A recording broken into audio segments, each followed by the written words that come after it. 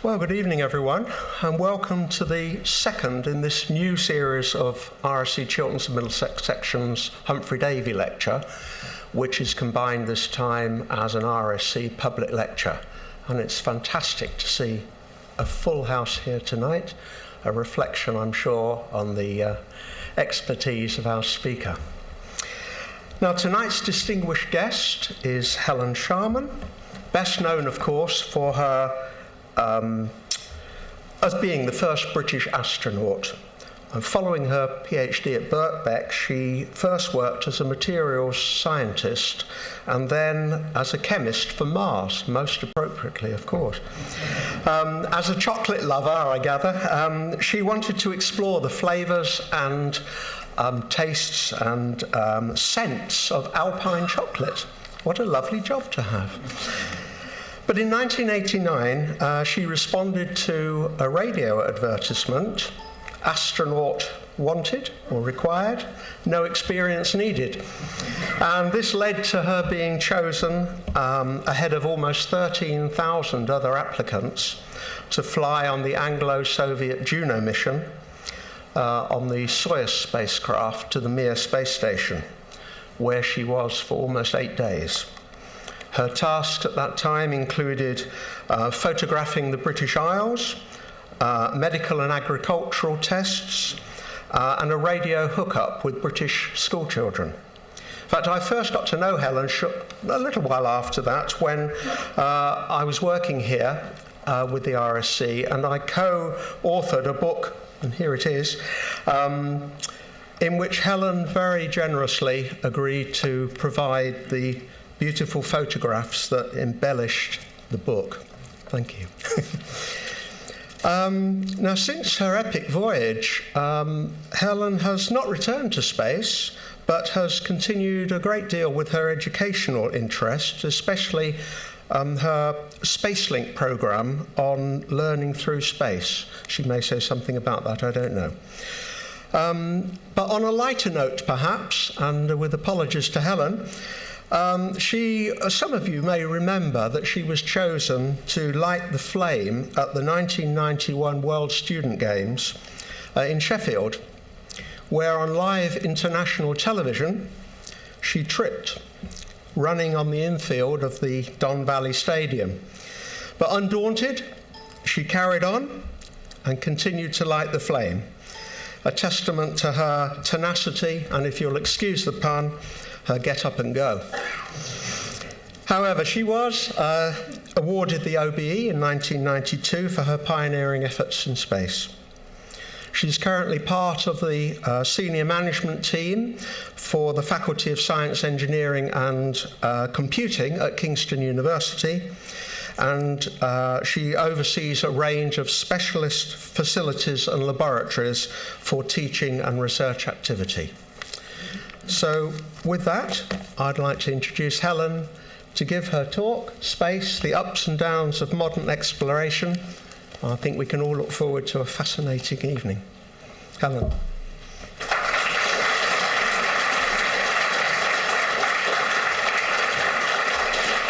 Good evening, and Stanley, thank you very much.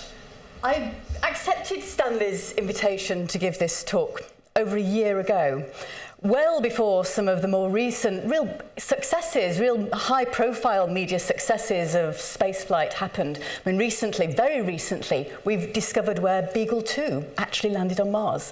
We've landed on a comet. I mean, absolutely amazing photographs. I think most people have been pretty gobsmacked that we could even consider doing such a thing. After my space flights, I started to get to know what was the sort of pre-runner of the United Kingdom Space Agency, and they used to lament the fact that actually, you know, the UK Space Agency had and has even now a bigger multi-million-pound space industry.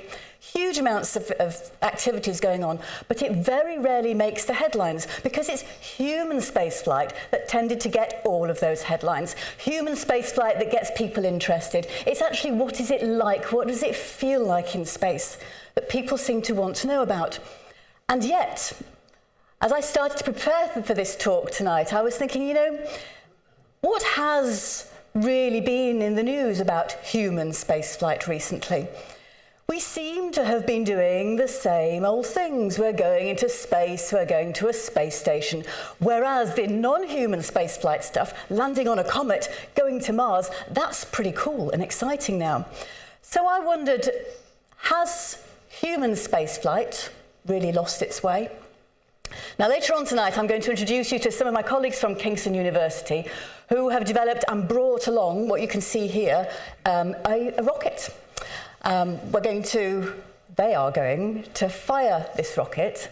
And I think what I want to argue tonight is that actually human spaceflight has developed along with all of our understanding, not only about making it safe for humans in space, but developing rocket technology to such an extent that we can actually bring a real rocket into Piccadilly and fire it on an early Thursday evening, with all of those cars and so on going off outside. Now, that's not to say that when I did suggest bringing this, that the Royal Society of Chemistry's health and safety people weren't rather, let's say, interested in the proposition. But no, my colleagues have convinced them that this is going to be safe. I will not stand here while it works. I will sit more with you. But yes, we can look forward to seeing a rocket later on. So it is safe, and when things go well, they do go very well. I mean, a Soyuz spacecraft, this is a Soyuz spacecraft, a Soyuz launcher. I launched into space 24 years ago on a Soyuz spacecraft, just like that. What you don't see, of course, are the incidents that don't go quite as well as planned and that don't often get broadcasts, let's say. So during my launch, I was actually very lucky to spend more than 92 minutes in space, because actually during the launch, unbeknown to me at the time, an oxygen valve had stuck open and oxygen was bleeding into the spacecraft. Had that continued to happen, the oxygen would have reached a level above which it was going to be dangerous, and we would have had to abort the space mission. We would have done one orbit of the Earth and come back. So I might have been an astronaut, but 90 minutes in space just being strapped into your seat wasn't quite what I went into space to do. Now, luckily, once we were out of the atmosphere, we think the problem was there was a small speck of dust in this actual, in the seat of the valve. That speck of dust got sucked out into space, the valve seated, and the oxygen stopped coming back in. And so consequently, I was able to complete my mission. But that wasn't the only thing that went wrong, and I'll tell you some more events later on. So, but what we see is the good stuff when it goes right. Saturn V launch. This was actually the launch of Apollo 11. Absolutely amazing power. And again, we see all the stuff that goes right. And when we look back on that lunar program, what a wonderful, successful program it was. Although I do wonder, do we have a few rose-tinted spectacles nowadays? And we've got NASA's PR machine as well. There was Apollo 13, of course, and there were deaths on the launch pad before, not actual deaths in space, but there were deaths of astronauts while they were in training. Of course, the Space Shuttle, this one's Atlantis on its way off into space. Again, absolutely amazing space program, being able to go and return multiple times. Perhaps never really lived up to that expectation of being, easy access to space, of being able to get up and down and have a very, very short turnaround. But this was then 1980s, this is only 20 or so years ago after the first ever human spaceflight. Gagarin flew in 1961. So I think, we've come a long way very, very quickly, actually. But it doesn't always go to plan.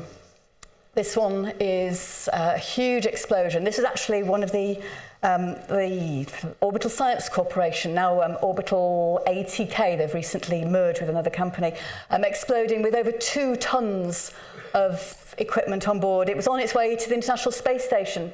So we're trying to develop commercial spaceflight, but sometimes it does go wrong. This rocket itself was worth over $200 million, and only parts of the mission were insured, Orbital said.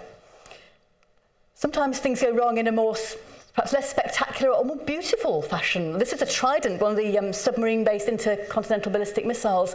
And the idea was that when it exited the water, it should have 2 perpendicular hydraulic rams that would control its actual, where it was going. But one of those was broken as it exited the water, so it only ended up with 1 ram. And so ultimately it sort of lost control of one axis and a beautiful shape before it actually plummeted back into the sea. And of course, more recently as well, we've got the Ariane 501 that exploded actually during its about 37 seconds into its launch. So it was carrying a cluster of 4 satellites that were going to be, in fact, ultimately they were replaced, but they were going to be measuring the Earth's magnetosphere and looking at really how the solar wind and solar energy affects that magnetosphere, looking at very near Earth space. Stuff that, and our atmosphere as well to a certain extent. This was the problem with this was that Ariane 4, the predecessor to Ariane 5, had a much slower horizontal acceleration. They didn't properly test some of the software, and Ariane 5 came along. This is the maiden launch of Ariane 5. The software was giving spurious results and ultimately resulted in the wrong trajectory. So the spacecraft was exploded purposefully to stop it going anywhere else that could have been much more dangerous. Now, Humphrey Davy, of course, understood the problems of danger in terms of what fuel and oxygen can do when they come together with a bit of heat. And so this is my, I suppose, rather tenuous link to Humphrey Davy, but I hope you will bear with me, Stanley. The Davy lamp, which became the safety lamp for miners, the idea was that Humphrey Davy managed to make sure that he could get light which was then created by a burning flame. He's burning oil inside this lamp. Now, when the miners took the burning flame down the mine, and they had some methane in the mine, of course, it reached a certain concentration, and they had an explosion. So Humphrey Davy designed a lamp where there was a gauze over the flame, gauze which would allow the light out, but it meant that the heat was dissipated, so the heat didn't get to such an extent that it would then be able to ignite the methane down the lamps, down the mines. So the Davy safety lamp was created in 1851. So we're building up our knowledge of science, and we're able to use it in so many different ways. But people have always taken risks, whether they go down mines, and the risk might be, I risk the explosion because I need that day's pay of mining that coal. The country was happy for them to take those risks because it meant that we got coal for our industry. And actually, by using this, we were able to hugely decrease the number of fatalities and increase the output of coal in the country. But they've only taken these risks by going down mines, and of course now we take risks by going into space. But we minimise those risks with, let's say we don't take a load of Davy safety lamps into space, but we use other methods of minimising those risks. But the Challenger crew, of course, the risks are still there. They all lost their lives during launch. And this very, very famous plume of smoke that I think is imprinted on the brains of all astronauts now. We know what could happen. We know the power of all that chemical energy that we sit on top of during that launch. So yes, we have gone a long way, but 1986 was still only 25 years after Yuri Gagarin's flight, and people still do occasionally lose their lives. Other people have also lost their lives. This is, I'm trying to remember his name, one of the early Russians, Vladimir Komarov, who in 1967 lost his life actually on his way back from space. So his parachute got entangled and his spacecraft spun wildly. It meant that it didn't decrease speed enough, and he just plummeted to the ground and was killed instantly, we think, on landing. The 3 people in Soyuz 11, they lost their lives also coming back to Earth as they re-entered the atmosphere, or began to re-enter the atmosphere. There was a lot of vibration. I mean, there always is a lot of vibration, but the vibration that they experienced actually meant that a valve the valve that actually is towards the top of the Soyuz spacecraft. We still have the same valve now. This is supposed to open when you get to a reasonable pressure of air outside, and then that equilibrates the pressure between what's inside and what's outside, so that you can actually open the hatch to climb out. You know? If they've got even a slight increase of pressure inside means that you might not be able to open your hatch. Unfortunately for them, the vibrations meant that this valve was dislodged and opened, and they were still too high up. So the air exited from the spacecraft. In fact, we know that they'd actually unstrapped from their seats and had tried to stop that air from going out, but fortunately they couldn't. They then weren't wearing spacesuits for the landing, or for the launch actually. It was thought that they didn't need to, because you've got 1 atmosphere of pressure, air pressure inside the spacecraft. But since then, we've always worn spacesuits, even if we don't do spacewalks. Astronauts always wear spacesuits for the times when you're most likely to have that problem of losing air, which is during the launch, during a docking to a space station, and during the landing. And the most recent loss of astronauts' lives actually in space was, of course, the Columbia accident. And the 7 astronauts there, again, lost their lives as they came back to Earth when the space shuttle broke up a few kilometres over Texas, 16 minutes before it was due to touch down in Florida. So altogether, astronaut fatalities 18. That's not including people who've died during training or who've died on launch pads or in testing or anything, but died actually as a result of their particular space mission. That's 18. Out of 541 astronauts. Depends where you think space starts, and the Americans think it starts at 50 miles high. Other people say it's the Kármán line at 100 kilometres high. Other people will say it's when you've done an orbit of the Earth. But around about 540 astronauts have actually flown into space. So 18 out of 540 odd, that's over 3%. Now, would you go into space if you thought that you had a 3% chance of dying? Bubba Wackels, the Dutch astronaut, on his launch, he flew on shuttle. And he told me that when you actually fly on a shuttle launch, there's a sort of a big gantry. You stand on top of this before the launch for quite a long time, because there are 7 astronauts trying to get into the actual shuttle itself. And you stand up there, and while one's trying to get seated, there's quite a lot of time to look down and ponder. And for the first time, not do an awful lot else. You've been doing your training, you're getting prepared, everything's all happening, and then suddenly it's all done. And he said he actually chatted with his colleagues, what do we think the chance of us coming back to Earth alive is? And they all agreed they'd not really considered it, actually. But to be quite honest, there's not really been that many people go into space at all, and so statistics do get a little bit woolly with low numbers. So what are the chances? If my chances of survival were 80%, would I go? 90? Where do you draw the line? I think we all draw the line in different places, but it seems to be generally agreed that 3%, I've sort of coloured it there in a kind of an orange, is rather alarming figure. It makes us feel a bit uncomfortable. But actually, I would argue it's safer than that. If you look at the number of incidents where people have actually been killed, it's only 4. And I showed you all 4. The total number of actual astronaut flights, because of course some people fly more than once, and you get a few people in a shuttle and on a Soyuz, only 317 flights. And if you look at that as a percentage, it's just over 1. So suddenly things are starting to get a little bit more comfortable. And I think many people, it seems to be the accepted limit that they would say, 1% chance of dying. Yeah, that's starting to get a bit more normal. Though you might argue you wouldn't get the tube home if you thought there was a 1% chance of you dying on the tube tonight. But going into space, you're not just going home for the evening. Are the risks worth it? Is it going to get you what you really want at the end? And so, by and large, 1% seems to be that kind of acceptable figure, but nobody has actually said what they would actually, legislation hasn't said what we would accept. Now, I thought if we try and compare this with something that's got a bit more statistics behind it, because 4 incidents isn't really enough for me to make much statistic analysis on that at all. And there are people in here, this audience tonight, much better at statistics than I am. If we look at the number of fatalities of civil aviation. Yeah? So this is talking about since the 1950s, where we've had 19 or more passengers in an aircraft.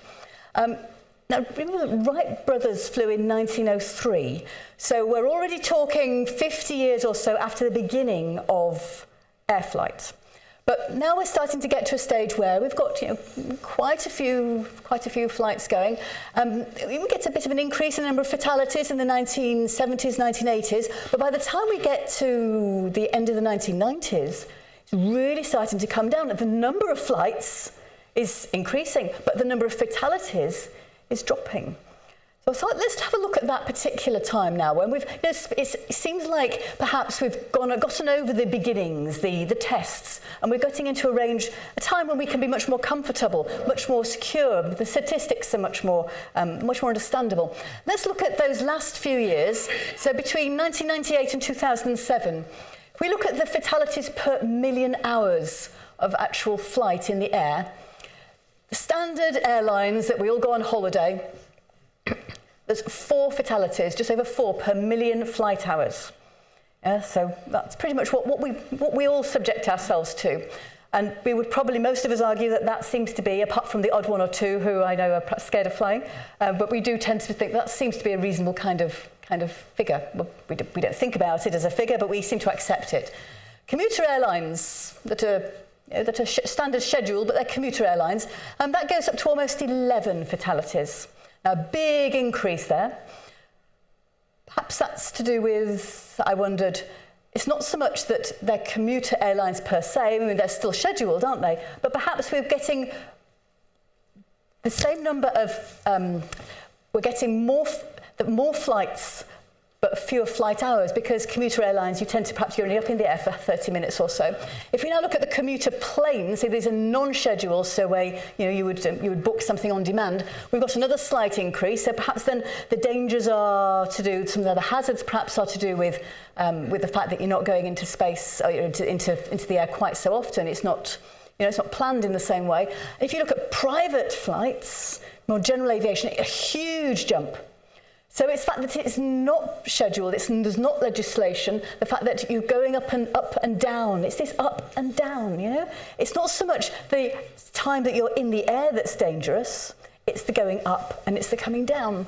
And now, where do you think, if we put the number of spaceflight hours and the number of deaths per million spaceflight hours, where do you think that might come on this particular line of figures here? So, is there legislation to control it? Not really. Is it scheduled? Not really scheduled either. Can we say that we've been there, we're doing it time after time, so it's really regular and we've got plenty of safety behind it in terms of, we really understand that what we did last time and it's going to not be different the next time. No, most space flights have some difference the next time. So where would you expect, do you think? Does anybody know? Would anybody hazard a guess? Where would you expect to have the number of fatalities per million hours of space flights to be, looking at that kind of figure? Would anybody like to hazard a guess what that number is? 16.4. 16 between commuter plane and general aviation. It's actually, you could argue, safer than private flight and only slightly more hazardous than commuter planes. So on that basis, we could argue human spaceflight actually has come an awful long way, and we are still at the very beginning of human spaceflight compared with, when we think about the time of flight from the 1950s, and actually that is already 50 years on, we're now talking quite a relatively safe spaceflight experience. But I talked about the ups and downs. It's not just going up and coming down. I mean, there are hazards in space, although all of those deaths happened on the up or on the down, and actually mostly on the down, not the up, but that's an interesting one. But actually, this is a fleck of paint caused this. This is the window of a space shuttle, and this fleck of paint, travelling at orbital velocity, 8 kilometres a second, crashed into the orbiter's windscreen and produced this kind of imprint. So actually, even spaceflight itself isn't without its hazards. If we look at the amount of debris in space, I think this is a fairly well recognised picture here, looking at low Earth orbit and the amount of debris that is actually in space. In fact, if we go a bit further out, you can see it's low Earth orbit, a huge amount of debris, and also you can see perhaps the ring around this red ring here, which is 36,000 kilometres away at geostationary orbit. So where many of the satellites are, again, a huge amount of debris in those parts of space as well. And it's that debris that causes a huge amount of problems. Debris, and also some of the more natural meteoroids, more than 22,000 objects that aren't a fleck of paint. They are 10 centimetres big and larger than that. You've got this huge vacuum outside, so not only are things travelling fast, but if they do hit into your windscreen or puncture your spacecraft or your spacesuit, you're going to lose pressure from your spacesuit or from your spacecraft itself, decompression sickness, horrible things happen. But we can mitigate for that. We have learnt. We know what that is about. So we schedule our EVAs outside of the normal meteor showers that we know are going to happen. Because of the astronomy that we've been able to build up, we can shield our spacecraft to a certain extent. In fact, we have a double-skinned spacecraft so that we don't get a puncture all the way through. We can manoeuvre out of the way of debris. We can track big bits of debris, and there have been manoeuvres out of the way.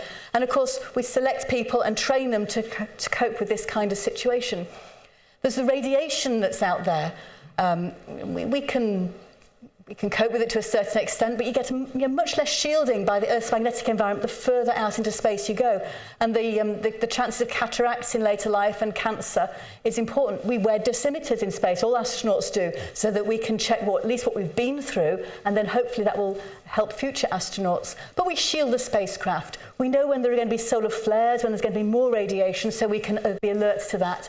And we're now developing pharmaceuticals so that on missions to Mars, the plan is that people will be able to shield themselves chemically, shield their own body from the effects of radiation. Of course, out there, space itself is very cold, but the actual spacecraft itself, you get huge temperature extremes. The sun shines on one side of it, and you've got plus 100 degrees. On the cold side, on the dark side, minus 100 degrees. So not only if you're doing a spacewalk do you risk thermal injury to yourself, but the spacecraft structure, there's huge expansions and contractions. And so we have to design, the engineers have to understand that, and they design the spacecraft to cope with it. We also have to make sure that we have the thermal control systems on there so that we can reduce heat from the inside and get rid of it properly, because of course getting rid of heat when you're in 100 degrees centigrade side is much different to when you're on the colder side. And if you're doing an EVA, you really have to be concerned about the ionospheric plasma as well. You can get arcing. We've learned about that. Astronauts have learned to their cost, but now we have plasma contactor units so that we reduce any risks associated with the plasma. But once you do get there, it really is quite fun. I am with Tolia. Tolia is my commander, and this was taken not long after the launch. We've been able to take off our spacesuits and put on these sort of flight clothes that are much easier to wear. And you start to get used to what it actually feels like in space. It is the most natural, relaxing feeling you can imagine. You let yourself just go limp and floppy and your knees bend a bit. This part of your body moves backwards and your arms tend to sort of float in front of your face. So while you see astronauts when they're doing some sort of press conference, they often have their arms folded.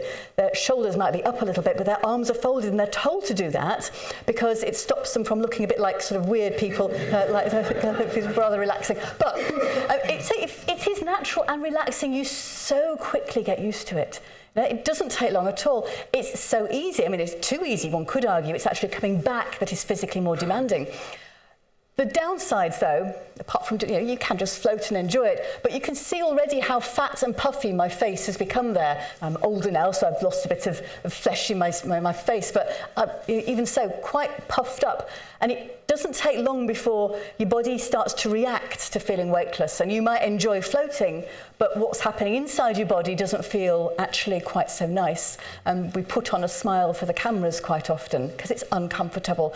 Your body's used to Earth's environment, to gravity, to having blood and body fluids being pulled down towards your feet. It's your heart's used to pumping against that to keep enough pressure in your brain. Otherwise, you keel over and you faint. Suddenly you get yourself into a weightless environment, you don't have that force pulling down anymore, but your heart is still pumping, and gradually your body fluids tend to sort of move through your body towards your head a little bit more than they would do normally. It feels as though you have been standing upside down on Earth. In fact, they say that typically if you tilt with your head down by about 10 degrees to your feet for a few hours, that's typically is how you're going to feel in space. So, you know, your nose gets blocked up. You can sometimes see the vein down the middle of astronauts' faces sort of standing out a little bit. And you just feel full of fluid, and it's uncomfortable. Now, we can alleviate that a bit. We have thick elastic straps around the tops of our legs. Tie them tightly. Now, that means that arterial pressure being quite high can come into the legs, but venous pressure coming back a bit lower. So you don't get quite so much blood coming back from your legs towards your head. But wearing thick straps around the top of your legs is uncomfortable as well. And so sometimes we put them on, sometimes we took them off.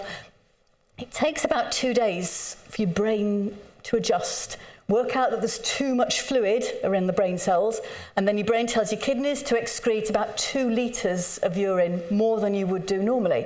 And then, your faces return to normal and everybody feels much better.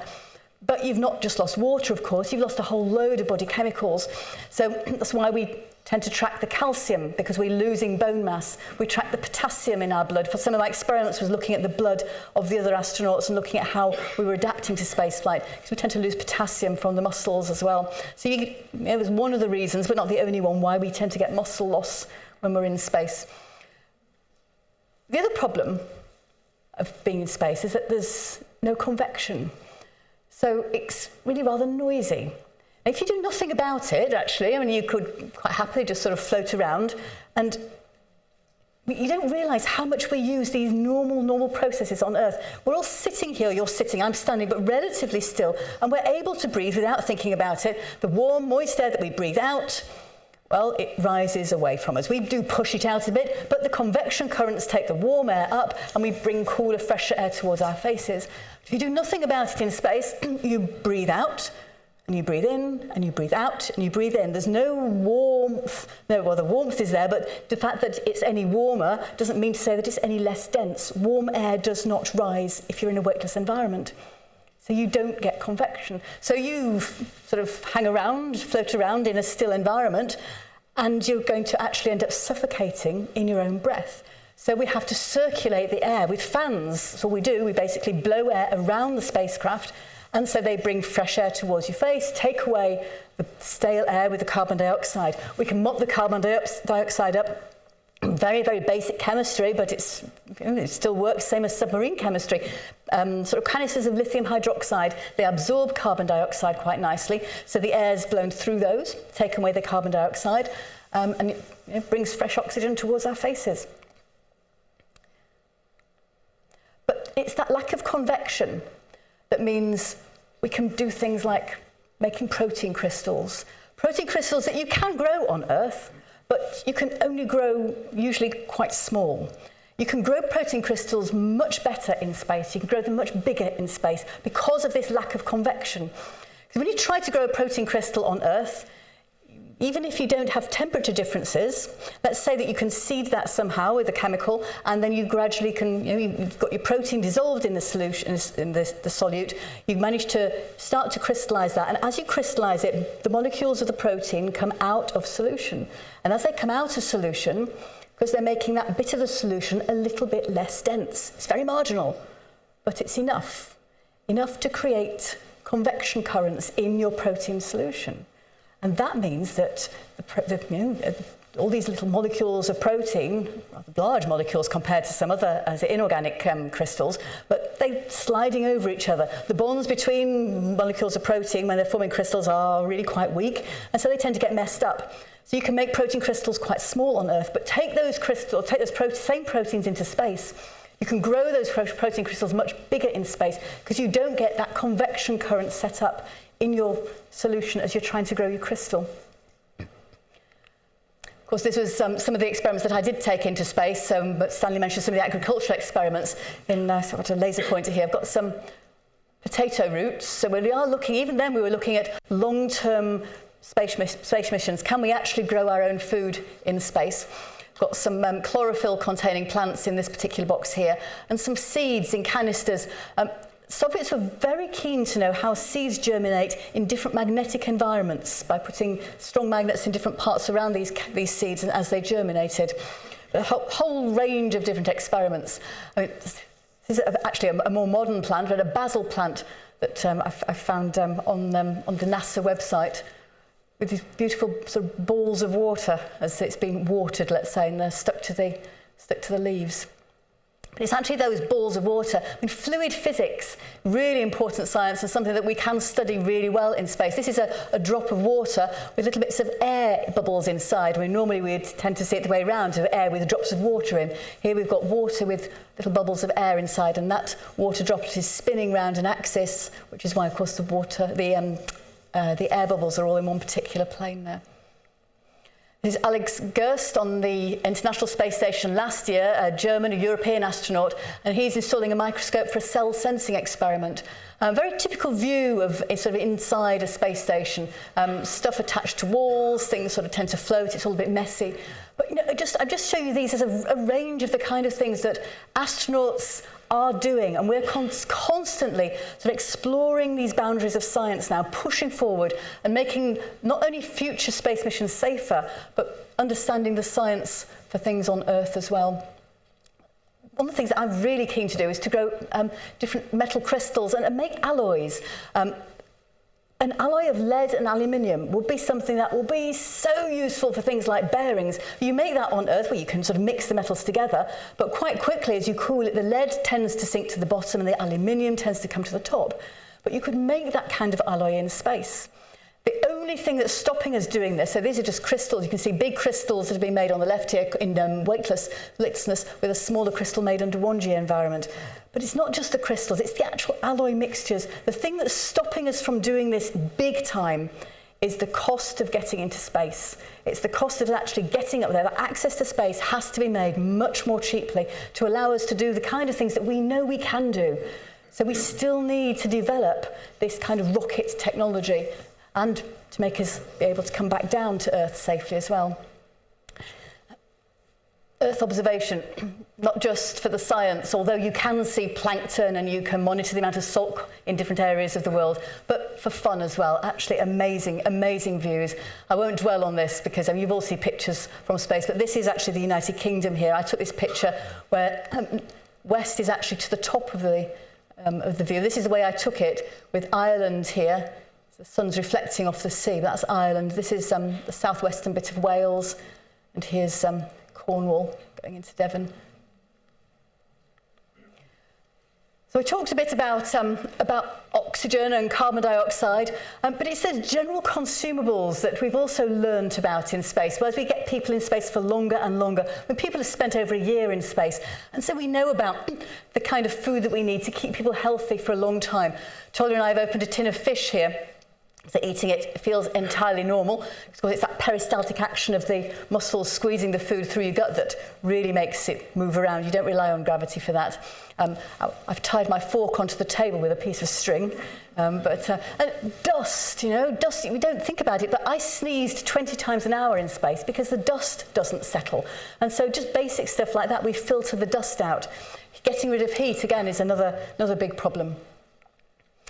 But it's not only eating. I mean, we've even managed to get, I would say, cups of coffee. In fact, you can't really get a decent cup at all in space, but you can have a kind of a half-decent packet of coffee.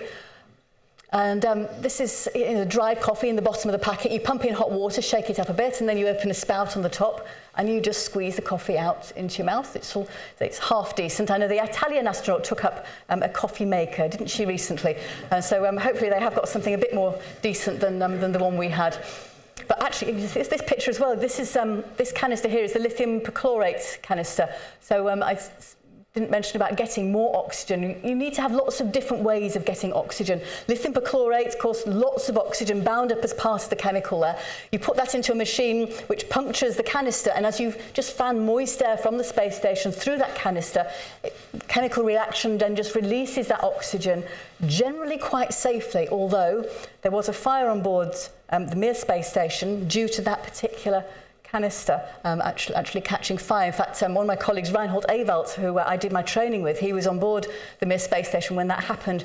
You know that if there's a fire on board, Well, you know how to get out of the space station. You go to the part of the space station where your re-entry spacecraft is attached, because your re-entry spacecraft has got the seat that has been designed to fit you. So you know exactly where that is. But Reinhold was on the wrong side of the fire to his re-entry spacecraft. So again, that could have been something that could have ended up quite tragic. Now, I don't know what he would have done if he'd had to go into somebody else's spacecraft, and maybe there'd be too many people on one side than there is on the other. There are still these kind of hazards in space, and sometimes we are just lucky. But after all this eating, and especially all this drinking of coffee, it brings me on to another subject, and it's actually the subject that I've been asked about more often than anything else. And I think you've guessed, it is, of course, what we do with the human waste. How do you go to the toilet? And actually, in the Royal Society of Chemistry, I think it's probably one of the most ingenious uses of chemistry I can talk about. Toilet, very simple in space. You don't worry about water and flushing in that respect. You have a container, you have a hose, and you have a funnel. You turn on a switch and air starts to be sucked through that funnel. So everything that you do around the top of that funnel is just taken away in that flow of air. It's not sucked out of your body, but it's just taken up in that flow of air, goes into the container, nice and clean, no smells. But you're not going to waste anything if you're in space. And so what they've developed, very ingenious way of recycling the contents of that toilet.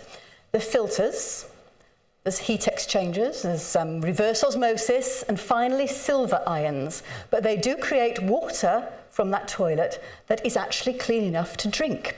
Now, the psychologists don't like astronauts drinking their own toilet water. Quite honest, we didn't mind at all. And we tend to try and use that for the experiments if we can. And we recycle water from the air, with cold metal plates on the side if we can. We also take up plenty of drinking water.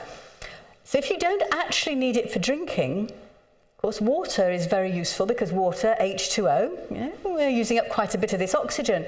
And so having gone to the toilet, collected it, cleaned it into water, the water's then electrolyzed, the hydrogen separated from the oxygen. Now, we do waste the hydrogen at the moment, that's vented into space, but the oxygen is then mixed with the rest of the air, circulated with it. And so instead of drinking what was in the toilet, I ended up breathing it in instead. Normal things have to happen in space as well. So Paolo Nespoli is having his hair cut by Katie Coleman on board International Space Station a few years ago. The mundane kind of things belie the fact that the hazards are still there. The near misses are still happening, but it's not just the astronauts training, it's actually that understanding, that huge body of interdisciplinary training, understanding about how to keep safe from the radiation, all those other things I spoke about, understanding about how to maneuver the spacecraft. It's those huge teams of people that are enabling us to be in safe and stay there with luck, gradually safer and safer as the years go by. And it's all happening on International Space Station now, as big as an American football pitch. Absolutely huge. Still up there. But is it boring? Is it boring because we're still just going to a space station? On Soyuz spacecraft, my Soyuz spacecraft here with the Union flag on top, 24 years ago, just the same as the Soyuz spacecraft, well, very similar to the Soyuz spacecraft that now is the only launch vehicle for the International Space Station. But we are developing things. So SpaceX is now the first commercial spacecraft to actually deliver supplies to a space station and return to Earth safely. So things are changing. Commercially, we're getting supplies to the space station. Orbital has now not only created huge fires on launch pads, which I showed you at the front, but also has been developing parts of motors for NASA's future spacecraft, and launches huge number of satellites into space. Things really are changing. Things are becoming more commonplace. And of course, Virgin Galactic's Enterprise, VSS Enterprise, we know it suffered catastrophic failure during test recently, but what a whole innovative design. Not only the composites that's used in the mothership, but the whole concept of what was going on. In fact, it wasn't the actual flight either that was a problem in its recent problem. We think it's not been checked, but it seems to be the feathering of the coming down mechanism that started too soon. So that, we still got that bit to sort out. But not at all related to any catastrophic things at Virgin Galactic. I'd now like to introduce you to my colleagues at Kingston University, because Adam Baker, he was an ex-employee of Virgin Galactic. He's now senior lecturer in astronautics at Kingston University, and he's come along with its 2 PhD students, Jack James Marlowe and Stuart Watson, who are going to show you a rocket. Over to you, Adam.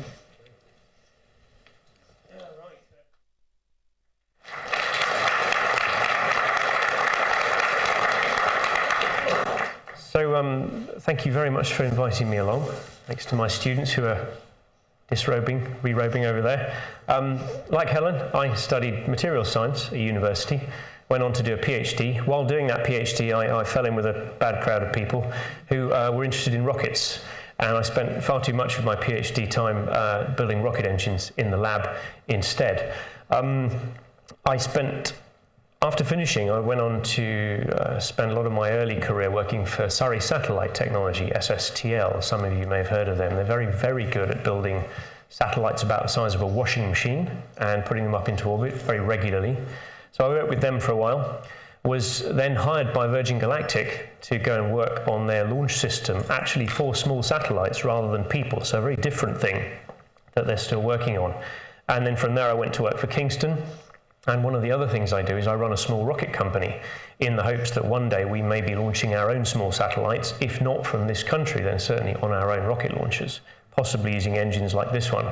Now, this is a hybrid engine. So those of you who know a bit about rocket science may know there are different types of rocket engines. You have on the one hand the solid rocket motors, think fireworks, and also boosters like on the Space Shuttle and others. On the other hand, you have the liquid motors. Think Saturn V, Tom Hanks, think Apollo 11 into space. And they're also used alongside solid rocket motors in combination. One is very simple, but not quite as high performance. The other is far more complicated, but you get more bang for your buck. This is an interesting marriage of both of them. You won't see many hybrid motors flying. For some reason, they've always been the bridesmaid, never the bride. But they use a simple plastic fuel. Here's a couple of examples. Thank you, Stuart. This is, in fact, you can use almost any plastic you want. I've even seen hybrids use other things, paper, salami even, actually. And they use a liquid or a gaseous oxidizer. We're going to use gaseous oxygen this evening, but the Virgin flight uses nitrous oxide or laughing gas. You can use liquid oxygen. The Bloodhound team, which again some of you may have heard of, and I do some work with them, they use hydrogen peroxide. Think highly concentrated hair bleach. So hybrids are quite tolerant to using all sorts of different things, and the very unusual feature of these is that despite giving you the performance that you might want from a rocket engine, so lots of smoke and flame, high thrust, high pressures, all those good things, is that that's the fuel, that's it, sort of thing. You go catch. Oh, well done. Doesn't always catch it. The worst thing you could do with the hybrid rocket fuel is drop it on your foot, or if your PhDs are particularly annoying, you drop it on their foot. The oxidizer in this case, and you can see it here, it's just a cylinder of welding gas. So designed potentially to be dropped, stood on, otherwise we'll try not to let that roll off the table. Laughing gas used by the bucket load, by the NHS. That's exactly what's being used by Virgin Galactic for their launch system. And despite the terrible tragedy we had at the end of last year, that was actually nothing to do with the rocket motor they've established. They're still working on exactly what caused it. But as Helen mentioned, it was probably to do with the fact that the space plane they built reconfigures itself to something a little bit akin to a shuttlecock to enable it to re-enter in a very stable fashion. And they think, and they're still investigating, that the reconfiguration happened rather too early while they were still accelerating under rocket power, which probably caused some sort of structural overload, and very sadly it failed and one of the pilots lost his life. Those sorts of things, whilst I won't say they're ever acceptable, they are perhaps to be expected during space exploration. It is very difficult and challenging. It involves managing very carefully a great deal of energy, something somewhat akin to a controlled explosion. But if it's done carefully, and if you choose the right kind of chemicals, and the right people to do it, of course, then it can be made, and this is obviously Virgin's hope, a great deal safer, so that very many more of us, perhaps within some of your lifetimes, could travel into space and come back again. So the demonstration we've got is a hybrid rocket motor. It will use Perspex PMMA polymethyl methacrylate to give it the chemical name, or acrylic is its trade name, and gaseous oxygen. What we're going to do is we have a little regulator at one end there. We have a solenoid valve here and a little gauge that tells us what pressure it's going to come in at. So we'll use a fairly low pressure, because as the pressure goes up, the thrust goes up and the noise goes up, and then books start to burn and people run out of here. And we're not going to do that this evening, I hope.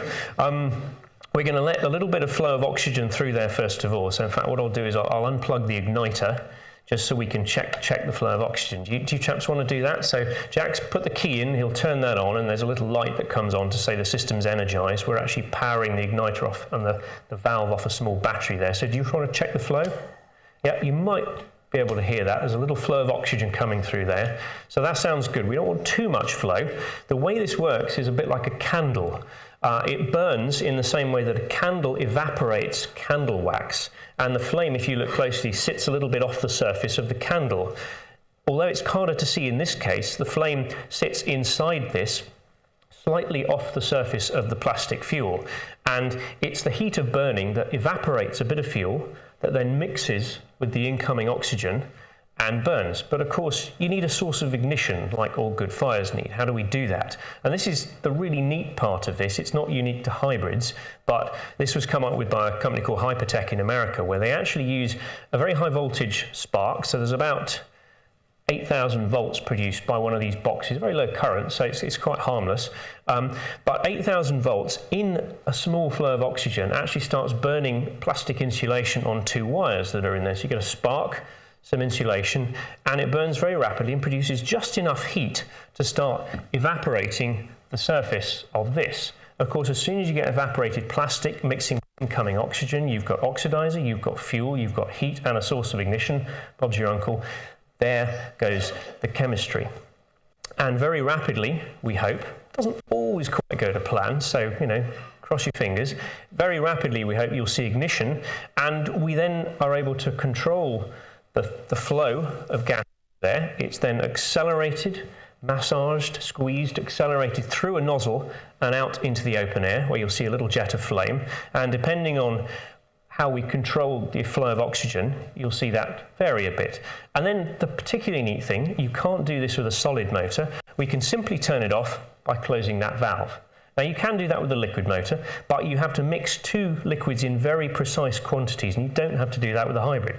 So in some ways, it's the best of both worlds. A bit of performance, but simplicity, controllability, and also it's very, very difficult to get a hybrid to explode. Solid motors, liquid motors, and you'll be pleased to know this today, but just on the off chance it does something unexpected, we have got a shield there as well, but I'm not expecting it to do that.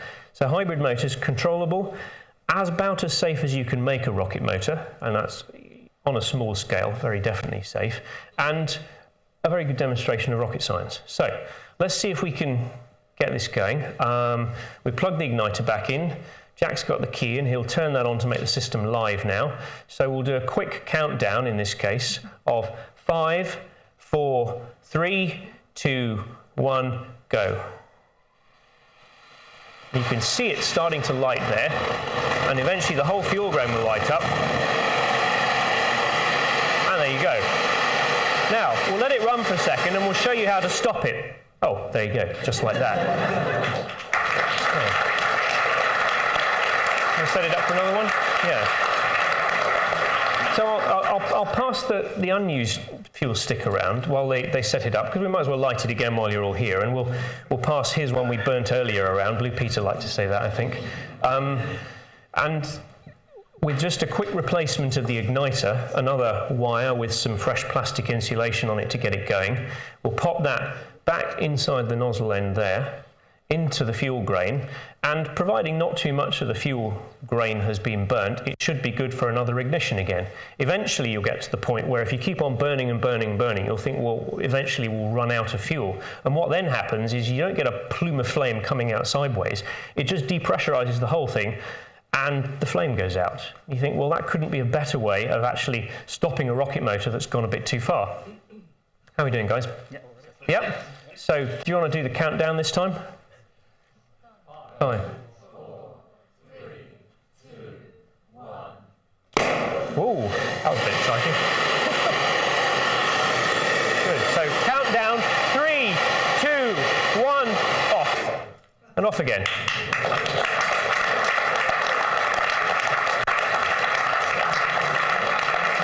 Now, I didn't quite expect it to go pop there. That's probably to do with a little bit of residual gas in there and the fact that the system was already warm, which can occasionally give what you call a hard start. Now, because it was a hybrid, it made a pop, and then it lit up, and then it carried on. If that had been a bipropellant, a liquid, or a solid, there'd have been pieces raining from the ceiling, would all have been running, and the fire alarms would have gone off. So again, this is one of the beauties of hybrids and why Virgin Galactic, amongst others, have actually set it up in there on a much larger scale in their rocket plane, and hopefully it'll enable a whole wave of new people to travel into space safely. Now, we'll set it up for another firing after the talk, but at this point I'll hand over back to Helen, who's got a few more things to say. So thank you.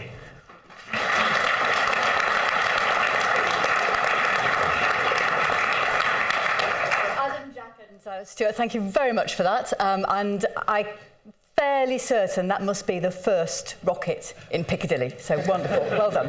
Well done. I'm just waiting for my slides to come back on the projector. Thank you. Move on one.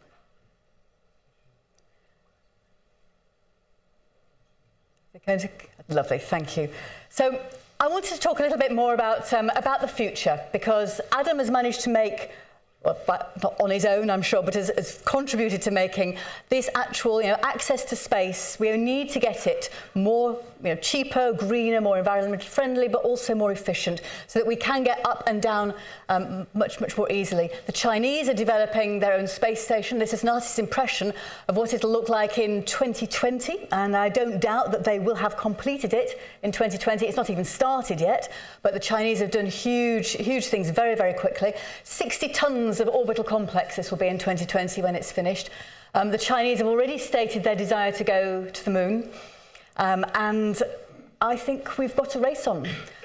We know what's going on politically in the world at the moment. We know how close the Chinese have often been to the Russians. Wouldn't it be interesting if the Russians decided to team up with the Chinese and state a mission to go to Mars? Well, we know how easy. Is it really easy to get to Mars? This is a picture taken by the Mars rover. But we have been there. Britain has been there. We know now that we managed to land Beagle 2 on there, albeit it didn't open properly, but we did actually manage to get there, and Colin Pillinger did a fantastic job of doing so much, pulling so much together from all these interdisciplinary teams to actually make it to Mars. So I have no doubt that the Russians and the Chinese could do a very good job of getting there. But this is the relatively new Delta launcher from the US. This is taking the Orion spacecraft for a test launch. Orion, of course, destined ultimately for Mars. This is Orion in the making, so this is designed to take between 2 and 6 astronauts. It'll go to International Space Station. It can carry astronauts or supplies to International Space Station, but it can go further than low Earth orbit. And Orion is destined one day for Mars. It'll go on the new space launcher system that NASA's developing with Orbital. We are doing huge amounts. Huge amounts have really happened. We don't hear about these things quite so often. Yes, when there was the test launch of Orion just before Christmas, we heard about it. But it's a little blip and then it's gone. We've made huge progress in the last few years of spaceflight, of access to space. We just need to improve that a few bits further. And maybe we will be taking those dancing classes on the moon that we were promised all those years ago. We've got to get back down though. So getting into space, I would argue, is one thing. This is a test of the Orion coming to land. It's got to land on Mars, and then ultimately it's got to bring people back back to Earth as well. Notice I haven't mentioned at all Mars 1 in this particular talk, and I'm not going to mention any other anymore again, because I think it's morally irresponsible to be sending people to Mars without an option of coming back as well. But it's that coming down that is still tricky, and we're still thinking about it coming down on 2 parachutes, and that entanglement, and Vladimir Komarov, and all of those things come to mind again. So I'm not sure we've got the down bit right yet, although the up bit does seem to be generally much more reliable. We know we can come down on a comet. I mentioned that at the beginning, and there's a wonderful picture taken as, by the mothership orbiting the comet 67, which is the easy way of saying it. I won't try and get the name right. But it means that mining these satellites, these comets, is not such a far-stretched imagination anymore. I mean, it used to be, this really was the long-term future, but we're really starting to get there. And those other space factories, NASA is developing a space factory which is going to use 3D printing to create huge structures, a kilometre long antenna, for instance. And solar arrays, huge things, but that's already in construction. We have used space already as a bit of a sort of a fabrication environment to make latex spheres that are being sold now as standard reference materials by Europe and by the US. So already we're starting to use space and make use of it. It's kicking off. It's really starting. Arthur C. Clarke once said that when an organism ceases to explore, it starts to die. And I chose this image of space actually because it looks rather like an organism. This is actually the Cat's Eye Nebula taken by Hubble. I hope I've showed you tonight that I really believe we have not started to die, because we are continuing, if not to explore in space, and we are pushing those boundaries, but we are constantly exploring the science of rockets, the science of keeping people safe in space, of being able to get people up and down safely. This picture was tweeted by one of the astronauts on the International Space Station on Saturday, in tribute to Leonard Nimoy, who died on Friday. Actually taken over Boston. I understand Leonard Nimoy actually lived in Boston. We are boldly going where no one has gone before, and we will continue to do that, enabled by teams of people made up of people like Adam and Jack and Stuart, made up of people like you from all the engineering disciplines, mathematics, all the science disciplines, but especially chemistry. But we're going to be doing that because it's worth it, We will continue to boldly go where no one has gone before. And I hope you will leave tonight with the same view that I do, that space really is on the way up. Thank you. You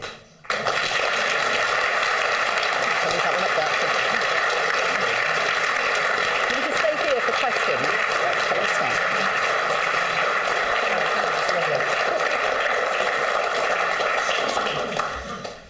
Well, Helen, thank you very much for a wonderful talk.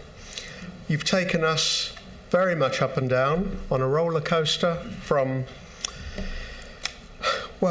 sadness in some cases to exaltation, and you clearly remain the eternal optimist.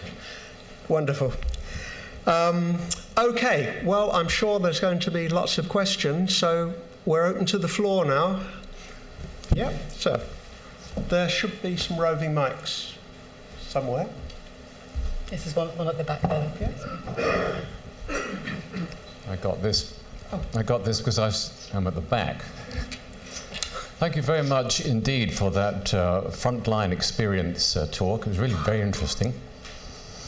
2 things about manned or personed exploration, one of which you mentioned and the other of which you didn't. The first is the question of radiation for long-term exposure, and you said that there was shielding in some of the space station, and I wondered what sort of shielding that was. And the second is the question which is very important, and that of gravity. And long-term exposure to low gravity or no gravity is extremely harmful. And I wondered whether there was anything in the pipeline for that projected trip to Mars, which would involve both the hazards of radiation and lack of gravity. Wow, so radiation, lack of gravity. Radiation, relatively easy to say because the shielding is, well, I would say it's not so much designed into the space station, but the fabric of the space station itself provides some degree of shielding, but not much. It's actually all the equipment that's actually in some parts of the space station, particularly the habitation module, that provides them with a greater degree of that shielding. So if there is a particular solar flare where they're going to get more radiation, the astronauts are told to go into that central part, the main habitation module. They may have to stay there for 24 hours or longer to keep in that to have that better shielding. But it's just the physical distance of that, the length of the metal involved, and that's what soaks up the radiation. On my way up into space on board Soyuz, very, very little shielding, and I saw a little bright flash on my retina every 4 seconds. So yeah, it's definitely there. You notice that when the shielding is less, you notice it. But gravity, well, yes, it's living actually in microgravity, weightless conditions, is relatively easy. We can do it for over a year. Doctors have the first person was a doctor that did it. He was determined to come back more healthy than when he went up into space, but he did not. So we clearly haven't quite got it right yet. Every year we develop something, we understand a little bit more. We're now understanding actually about eyesight changes because of the pressure of what's going on in the eye, that actually changes people's eyesight, and ultimately long term could actually stop the eyeball from being quite so flexible and would destroy eyesight, or it certainly would reduce it. So we might need to think about people losing their eyesight. They might start out with brilliant eyesight, get to Mars and not be able to see very well. So we need to think about that. So it's all of these sort of incremental changes as well. It's coming back to Earth, actually. It's coming back to 1G after you've been weightless for so long. That is the real hard thing to do. After being in space for a few days, as I was, not too bad. I lost a bit of balance, but it took me a few paces to learn to walk in a straight line again. Although actually, you feel heavy. Your brain takes a while before every time you lift up your leg to walk, that leg feels like it's hugely heavy because you're not used to it. So I tended to lean over just to balance myself. I felt I had to balance to lift up my leg. Then when I lifted up my other leg, I had to lean over the other way. So it makes you look as though you're a bit drunk until you learn to walk in a straight line. But that was about my only problem. The astronauts that had been up there for 6 months with me, that I came back to land to Earth with, and they had problems with not just so much their balance, but with their whole the fluid shift. Suddenly the fluid was going towards their feet again, and they were starting to get faint. Standard for people who've been into space a long time, and although we can train for it, and there's equipment on the space station that helps them to get used to it, they tend to wear pressure suits over their legs for 3 days after landing, underneath their normal clothes, so you don't tend to notice them when they attend up the press conference. They don't look like anything different, but you see they don't tend to wear their tight jeans when they come to their conferences, because underneath it, they've got their pressure suits. So we do put on a bit of a brave face. Yeah, it's still not that pleasant. But yeah, I think it's not so much the low G, but very long term we are going to have to carry on working, because we still don't really understand it, not the full complexity, but we're getting there. Sort of a half an answer. Anybody else? Okay. This gentleman had his hand up. Oh, do you want to wait for the mic and then everybody else can? There we go. Yeah. A very mundane question, but you must use a huge amount of acrylic or other substance in the launch. Can you give me some idea? Please? Kerosene. Gosh, I have forgotten the actual way. Adam, what will you be able to answer that one? How much kerosene in a Soyuz, do you know, or in a typical launch? Yeah, so a fully loaded Soyuz at launch is about 300 tons, and it's about 90% rocket propellant. So you've got about 270 tons, which is probably more than half liquid oxygen and half kerosene. So it's literally hundreds of tons of each one being burnt, which you might think, well, that can't be good for global warming. But of course, there aren't many rockets launched. Helen said 400 missions into space. Okay, more satellites, but compared to the number of spacecraft that crisscross the Atlantic and the Pacific every day, and even going to Europe, it's small. So lots of fuel per launch, but not much in the grand scheme of things, really. Thank you. Thank you, Adam. He's not just a pretty face, is he? It's a lady, actually. Thank you very much. That was fascinating. I was really interested with your picture on the space debris, and I just wondered whether you had any thoughts about what should be done about that to clear it up. Well, there's very little that I think that we know can be done. We're working on trying to collect some of it. The main thing is not to make any more. I mean, Adam, I know you've got some thoughts on perhaps how we park satellites in far out orbits. So, but that's, to be quite honest, that's a bit being NIMBY-ish, isn't it? So at some stage they're still out there, although you could argue as they're getting further and further away from the radius of the Earth, they're less likely to hit them. But yes, we've got to make sure that we bring back and we make sure that they're burnt up, so that we don't actually have the issue. But yeah, it is horrible. Every time we get a satellite accidents, a crash, huge amounts of debris. At least the Soviets are now not just shoving stuff out and hoping it will burn up in the atmosphere, as happened when I went into space. So we're trying to minimise what we put up there. But you know, I mean, do you have any figures, Adam, for every launch, how much extra stuff we get in space? Not off the top of my head, Helen, but Helen's exactly right. We need to firstly minimise the amount of debris from stuff that's going up there. There's new licensing in place, and the UK subscribed to this, saying that a satellite at the end of its life has to deorbit or make itself safe, put in a graveyard orbit within 25 years.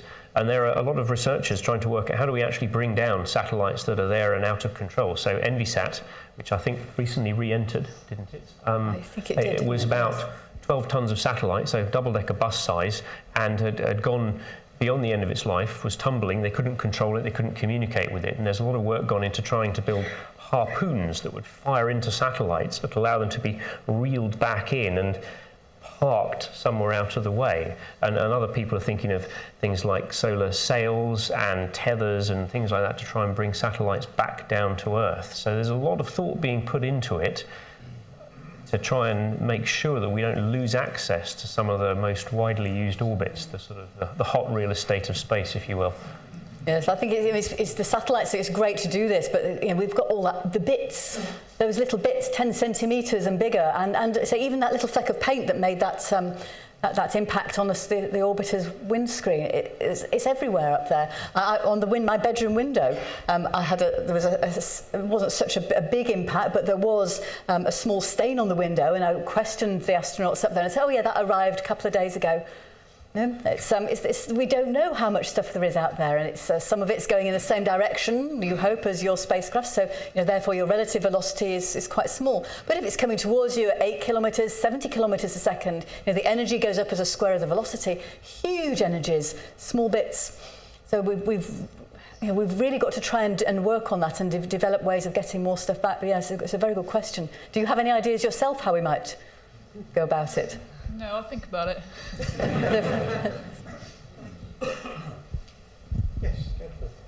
How did you personally get back? Were you dropped in the sea by parachute? You dropped on land by parachute? How did you personally get back? So I came back in a Soyuz spacecraft very similar to the one that I went up in. So I went up in one, left my crew behind with it, and then I came back down in the Soyuz spacecraft that was already docked onto the space station that had been taken up by the previous crew. So I was there for a crew changeover. So we separate from the space station, some springs that sort of push you away, literally springs push you away. When you're far enough from the space station, you can fire rocket engines, which then, you fire them in the direction that you're travelling, so you decrease your speed. That then comes back through the atmosphere, so you're then just decreasing your speed through the atmosphere, very much with the sort of like the old lunar landers. The Apollo came back to Earth with the heat shield in front. You see the plasma building up, and it gets very hot. In fact, the outside of the spacecraft, fascinating thing, the outside of the spacecraft is designed to melt. And I knew this, I knew it was going to melt, but nonetheless, when you're sitting there in your seat and you can look out through the window and you can see the outside of your spacecraft melting and bubbling and moving away from the window, rather disconcerting. But the idea is that melting actually, they're using the latent heat of melting to actually keep the temperature of the spacecraft down a little bit, interestingly. But nonetheless, yeah, so the atmosphere slows us down even more, and then parachutes. So I had a drogue chute, otherwise, if you just open one chute, it just gets blown to pieces. A drogue chute and then another chute, and then finally the largest parachute. And then, yes, we glided down to dry land. So I landed in Kazakhstan, northern Kazakhstan. We have an ellipse that we aim for on the ground. So as long as you manage to get in that ellipse, and you get in that ellipse by firing your retro rockets in space for just the right amount of time at the right point in the orbit, which is dictated to you by mission control because they're monitoring everything as you're coming back. So again, it's this constant, this team of communication, a huge effort to get people back to Earth safely. So the parachute slows you down mostly, and then about 1.5 meters above the ground, you get retro rockets that make the landing that bit softer. But because it was windy on the day of our landing, so as we were coming back down in the parachute, instead of coming back down vertically, we were being blown along sideways. So when the retro rockets worked, of course, they worked and pushed us head over heels a bit compared to the ground. So we ended up on our sides, but we were on dry land, we were in that ellipse. So it only took the rescue team about 20 minutes to arrive. And then they uprighted the spacecraft and dragged us out. Yeah. That was the end of my space mission. Yes, lady. Yeah, thanks, Helen, for a fascinating talk. You know, if I could make a point, Adam, Stuart, and Jack, having worked in the chemistry lab for so many years, this is one thing ingrained on us. You weren't wearing safety specs, you know.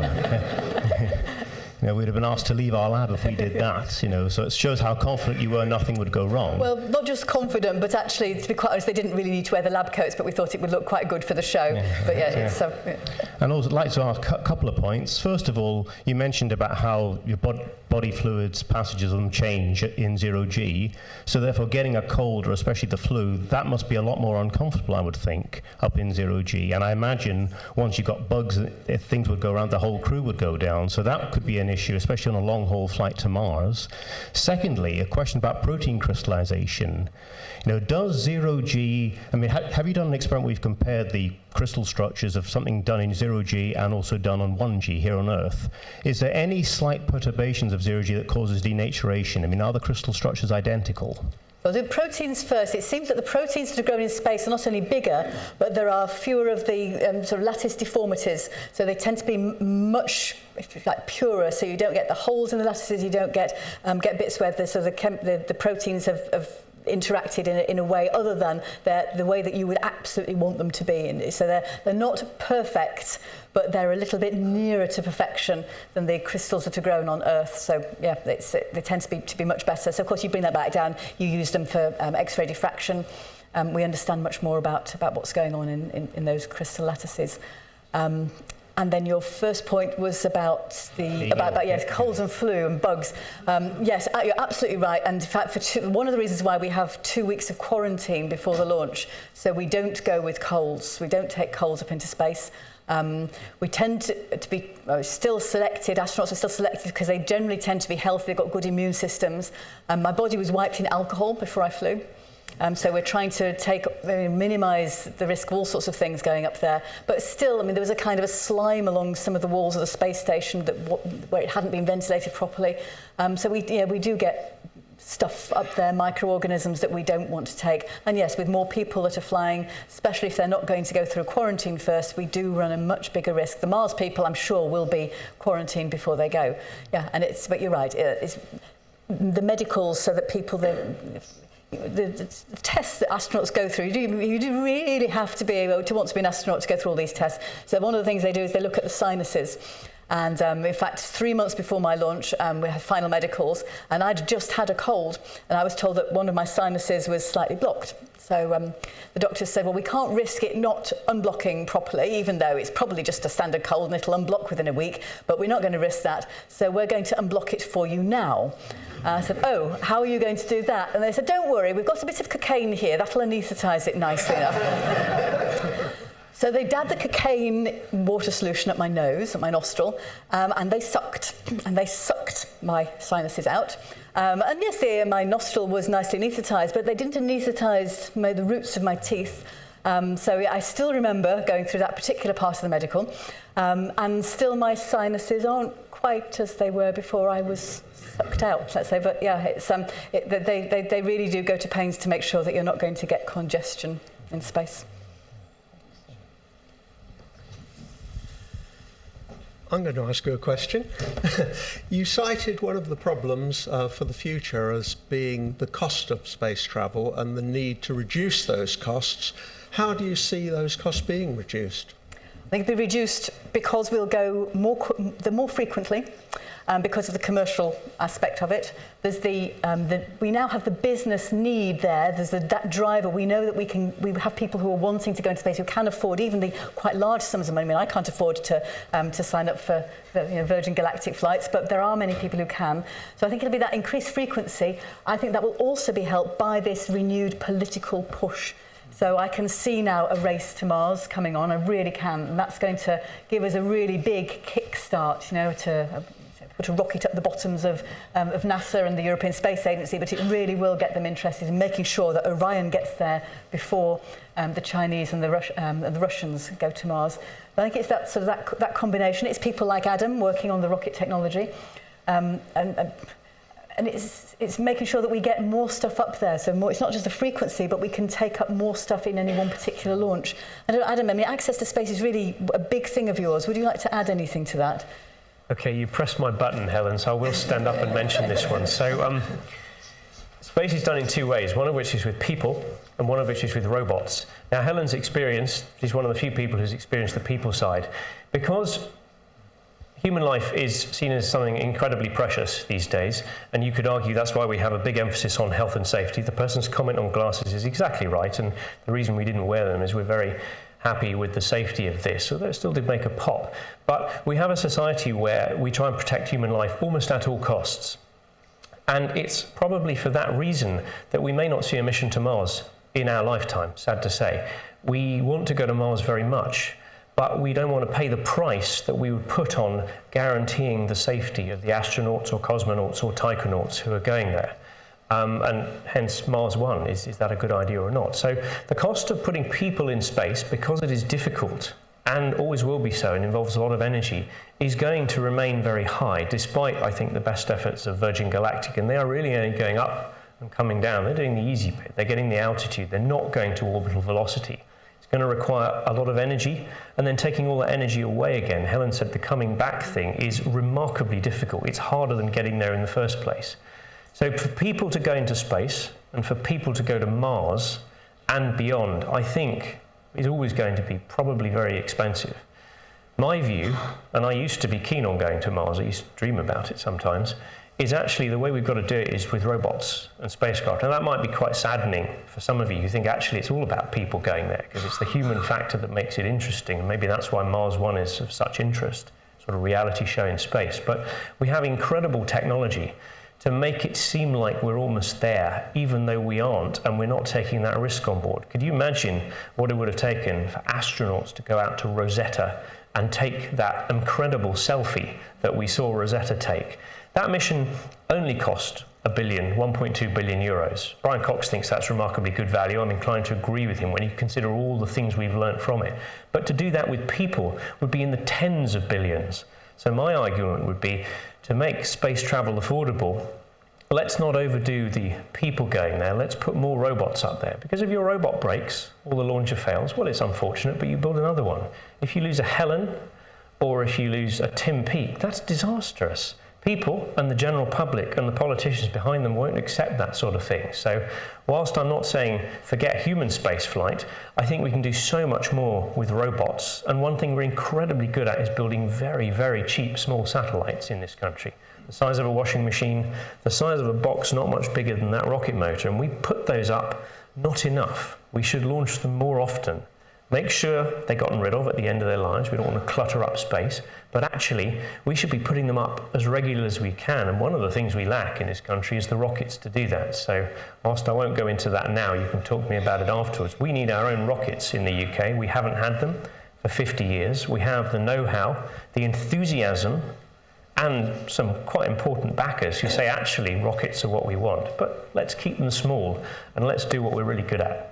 Sorry, you did press my button, I'm afraid. Intentionally. But actually, I did want to say as well, thank you for reminding me. I meant to say, in fact, there's a lot of things that I perhaps might have said, but I didn't have time for. Yes, Tim Peake, really, really looking forward to Tim Peake flying. So yes, it's the human side, and perhaps, it's expensive for the amount of science that we do in space. We do, it's often cited, we could do far more science on Earth for the same amount of money as we can do in space.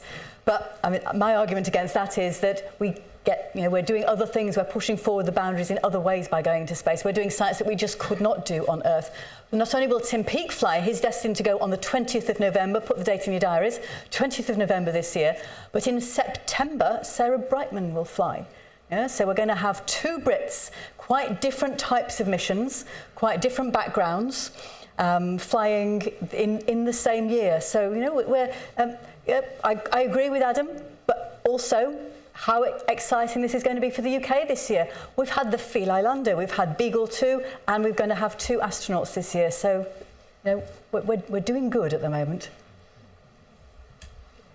Yep, you wanted to ask a question? No? Okay. Gentleman over there.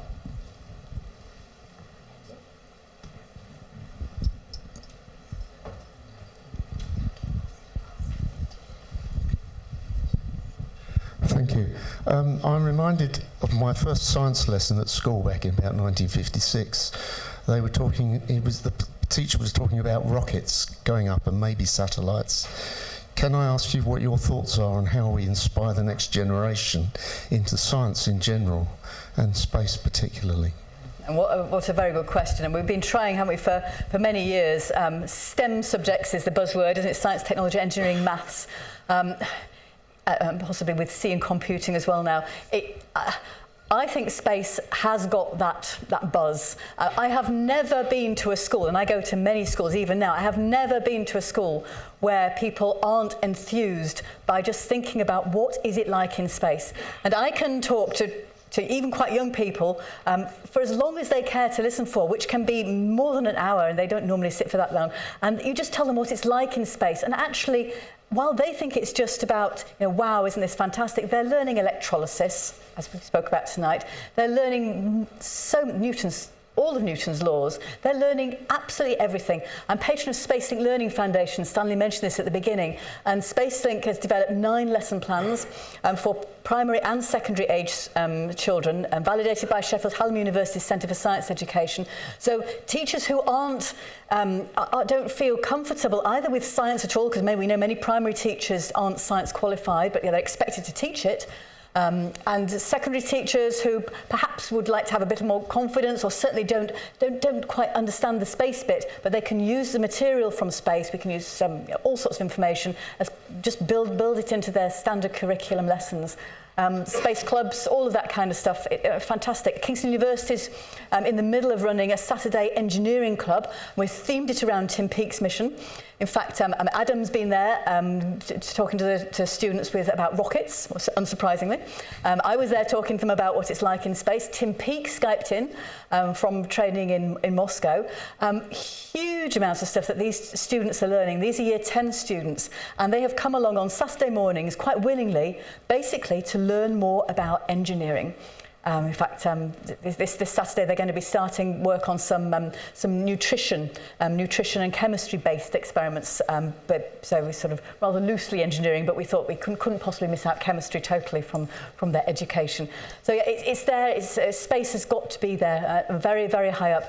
In fact, the UK Space Agency has recently announced £100,000, so it's not 100 million, £100,000 of funding for a few projects to encourage children and students generally into STEM subjects based around Tim's mission. And certainly I'm sure Kingston University will be bidding for one of those awards, as will I'm sure many others. So yeah, it's this. A lot of it is intangible. It's long term. I have people now. I went to speak at a teachers' conference, the Prince's Trust, a teaching conference for teachers a couple of years ago, and one of the teachers came up to me at the end of it, and she said, "I'm 30 years old now. You came to talk to me when I was at school. You came to my school, and we heard about space." And she said, "I used to think science was boring before I thought about space. because of my talk, I'm not saying because of me, but I think it's because of the space, the subject of space, because of hearing about space and how interesting it was, she wanted to do science and she wanted to be a science teacher herself. And so it's that constant, you know, it's the cascade effect for the future as well. I'm convinced space has got to be up there with anything else that you could mention when it comes to encouraging STEM subject uptake. And of course, careers in space as well. Yeah. Yes, gentlemen there.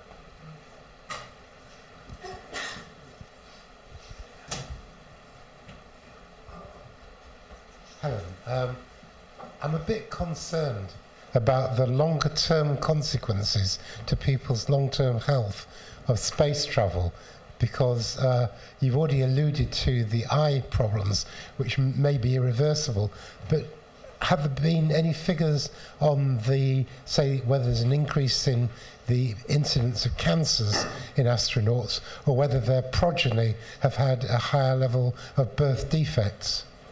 There are always studies say there are dosimeter readings and so on, but actually the amount of radiation that a typical astronaut receives in a year is equivalent to, I think it's something like a couple of chest x-rays.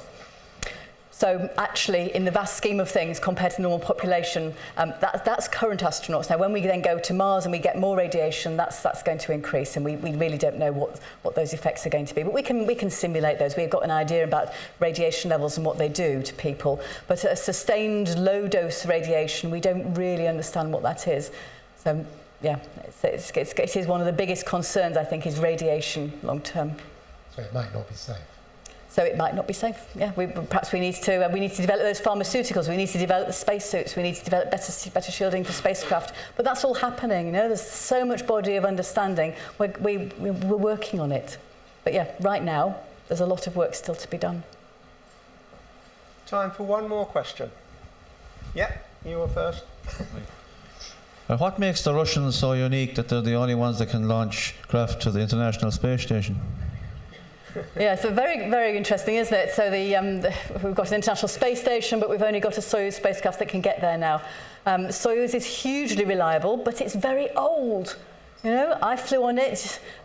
It's really a development. It's been around for yonks and yonks, but it's not too far distant if you think back to even to the Vostoks and the Voshods and so on. It's sort of, the Soviets have developed it bit by bit. It's 1950s developed technology. Yeah, but that's not to say that it's not reliable, and I think that's part of it. It's old, but it's reliable. You know, I had Baker-like valves that I turned to make things move, but I felt it clunk into place, and it felt kind of, you know, that it was working. I don't know, sort of touch-sensitive screen that the ISS has. So, yeah, it's. But I think it's, of course, it's political, isn't it? We are developing. NASA's developing new launchers. If Adam had his way, we'd have our own launch capability in the United Kingdom as well. And it's just that we haven't, the rest of the world hasn't invested fast enough. You know, NASA kept shuttle going for longer than it had originally intended, but I think fearful of major catastrophe, needed to retire all the shuttle fleet. So yes, that left them with just the Soyuz spacecraft for a few more years. So yeah, you know, the Russians have done, we've said Russian Soviets, but they've been first in almost everything. You know, they didn't go to the moon, but they were the first people in space, they were the first women in space, they had the first animals in space, they had the first spacewalk. So they're hugely experienced. Their number of flight hours in space stations, huge. So yes, the experience that the Russians have, and the fact that they wanted to continue to invest in it when the West has struggled more with public perception of what are they going to get out of it? What is the value of spaceflight? How much should we be investing in that? Surely, I mean, for the United Kingdom, for years we haven't invested in human spaceflight on the basis that, well, you know, we need money for schools, we need money for hospitals. Only just now have we decided to reinvest. So we were before 1986 Challenger accident, and then a couple of years after Challenger, we pulled all the investment out of human spaceflight, and you know, the UK has not funded anybody since. So Tim Peake's going to be our first state-funded British astronaut. So yeah, it's all political. How much to invest in it? The Soviets continued to invest, and the West didn't. What can I say? But we're doing it now. Nice to end on an optimistic note. Wouldn't it be nice, Helen, if having started your career at Mars, you might end it? I'll say no more. Right, well, just before I close the meeting, can I remind you that the demonstration is available in the front after the talk, when I close the meeting. There's still tea and coffee in the council room afterwards if you'd like to stay behind for a little while. Thank you to Adam and his team. And thank you, Helen, for giving us such a wonderful insight into your up and down life. Wonderful. I've learnt a lot from you tonight, a lot of things that I had no idea about, and there's clearly much more to come, much more in the future and development, etc. And thank you so much for giving us your own personal insights. Thank you.